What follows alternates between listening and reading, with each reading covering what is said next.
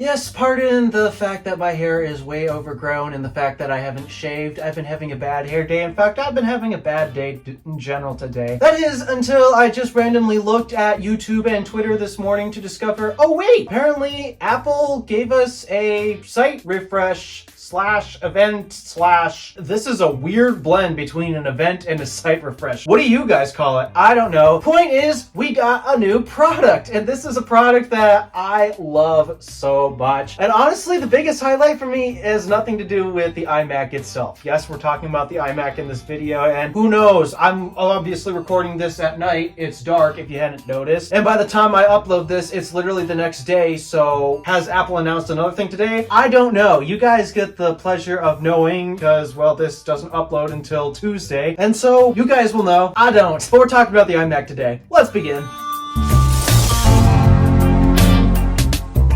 And so, yes, despite that, for a while we were going to be wondering, is Apple going to kind of neglect the iMac like they did with the previous generation? Because when the new redesigned iMac with the M1 chip came out back in April of 2021, is that the right year? Maybe? Yeah, I think so. They basically had left it that way for quite a long time until last year, actually, where they gave it the M3 chip, so the iMac never actually got the M2 chip. So, okay, that's a bit odd. But this time around, Apple has actually decided, nope, despite that, it's been a year, we're not just going to leave it hanging on the shelf like we did last time. Instead, we're going to give it the new M4 chip. Wow, that's so impressive. It's like a massive improvement over M3 and such. Okay, I was very excited when we were just transitioning to the M1, but now that basically the whole Apple Silicon transition has basically taken place, kind of hard to get excited for more performance upgrades, to be honest. And at this point, pretty much the only excitement I can get is when we get product redesigns, except no, there still is some excitement that I have with this. In fact, not only did they give the M4 chip, they decided that this base model iMac, the cheapest iMac you can get now, will have a base RAM configuration of 16 gigabytes. Are you happy now, Linus? Obviously, we know why they gave it 16 gigabytes of RAM. It's because now they need to have extra memory capacity for the new Apple BS functionality that actually just came in a software update on Monday. As of right now, I do have Apple Intelligence downloaded on 2 of my devices. I have it on my iPad Pro M4 and then my M1 Pro MacBook Pro. And as of right now, yeah, not as big of a deal as everybody thought it was going to be. Makes me wonder, guys, is your 16s and 16 Pros actually worth it? Oh yeah, and Apple basically spent like literally half of their whole 10-minute video. It's basically 5 minutes of, ooh, Apple Intelligence is here, Apple Intelligence is here, everyone get excited, it's coming to the iMac, everyone! Coming to a lot more than just the iMac. Again, it's on my M1 Pro, MacBook Pro, and as far as I can tell, not worth the wait. It's not ready, and even if it was ready, just as I thought, not particularly as useful as everyone thought it was going to be. So yeah, it was nice to watch Apple waste literally half of their 10-minute video just rambling on about Apple BS. Apple BS aside, you know I hate it a lot. What other changes did we get to the iMac? The camera got an upgrade, so that way now it's a center stage camera, which I was kind of shocked that we didn't get this with either the M1 or the M3 iMac. Yeah, it's a bit odd that it's just coming to the iMac now, but okay, we have it. Apparently, there's one other thing I need to talk about with the M4. It has a new display controller that can supposedly output a display refresh rate of like 8K at 120 hertz. That's kind of crazy, but hey, this is the reason why we use USB-C, people. But yeah, supposedly this new M4 has a display controller that can output 8K at 120 hertz or 4K at 240 hertz. Where are we going to find displays that can output refresh rates at that high of a level? Gaming monitors, basically, and I really do not like gaming monitors because just the aesthetics. I do not like the aesthetics of gaming monitors. And then 8K at 120 hertz? What kind of panel has that refresh rate? I don't know. Supposedly the colors were slightly tweaked. That's another change with the iMac there. They're still basically all the colors of the rainbow plus silver, but I hear that they were slightly tweaked. And then finally, the biggest and most important change to the iMac has nothing even to do with the iMac itself, if I'm being honest. The peripherals, the magic accessories, you know, the magic mouse, the magic keyboard, and the magic trackpad. Well, finally, we have USB-C Magic accessories, a USB-C Magic keyboard, a USB-C Magic trackpad, and a USB-C Magic mouse. And a lot of people, I am willing to bet, are going to be so angry that Apple changed the charge port on this mouse, and the charge port is still in the exact same spot. I just know people are going to be raging in my comment section. How dare Apple update the Magic Mouse with a USB-C port, which in my opinion, isn't that technically still a win? How dare they update it with a USB-C port and still not remove it from the bottom? Now, if you're familiar with a few videos on this channel that I've made about the Magic Mouse, you might know that I am on the camp where it's actually not an issue, because seriously, the battery life on this lasts long enough to the point where all I do is, once the mouse is basically dead, which I get a notification that the mouse is at like 2% before it officially dies. Once I'm done using it for the rest of the day, I plug it in overnight. When I'm not using the computer, I wake up, I unplug it. Wow! It's like I wasn't even inconvenienced in the first place. Look, I understand that people do actually want the functionality of being able to charge the mouse and still use it at the same time, but I mean, with the way that this mouse works and the way that this trackpad here works, I'm not entirely sure how you make that design work. Just saying. But yeah, once again, people are going to go absolutely bananas in the comments about how terrible, how unlivable, how intolerable it is to deal with a charge port located at the bottom of the mouse. You can go ahead and complain about that all you want in the comment section down below, and I'm not going to care about any of them. Because seriously, it really is a non-issue. You guys really are making a mountain out of a molehill. But yeah, that's basically the most important part about this new iMac update for me. Honestly, I didn't really care much about the iMac itself in this because just in my current lifestyle situation, I have no need for an all-in-one desktop because as of right now, A, I can't afford one, and B, my MacBook Pro does the job, especially because I have this really cool Thunderbolt dual monitor desk setup. It doesn't really make much sense to get a dedicated all-in-one desktop unless Apple actually makes some of the following changes, such as giving us a bigger display than 24 inches, for example. So while obviously I have no interest in buying an iMac, I've been eyeing those Magic accessories for a while, and that's because I have two desk setups, and it would be really nice if all I had to do when it comes to switching between them, of course the main computer I'm using is my MacBook Pro. That's the cool thing about Thunderbolt, by the way. You can create two custom desk setups for whatever you need, be it just a simple desk for editing and such, or if you have a music set as well, you make music, well, you can have a dedicated desk setup for that as well. And all you need to do is just plug the computer into a Thunderbolt dock with a single cable. You're all set to go. Except for me, I have to plug in not just my laptop, but I also have to carry my peripherals with me between